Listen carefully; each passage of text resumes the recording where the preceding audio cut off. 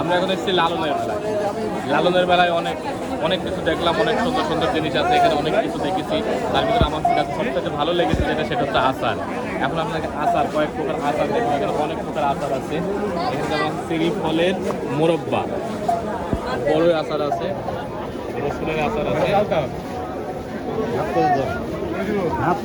আরও যেটা আপনাদেরকে দেখাবো, কাঁচা মরিচের আচার, তেঁতুলের আচার, জলপাই আচার।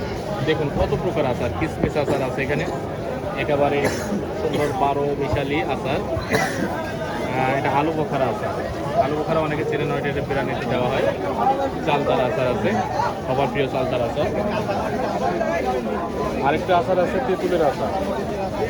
ওখানে আছে শুকনো মরিচের আচার, ওইটা দেখেন শুকনো মরিচের আচার। এখানে বড়ই আচার আছে, রসুনের আচার, জিভে পানি আসার মতো আচার সবগুলো।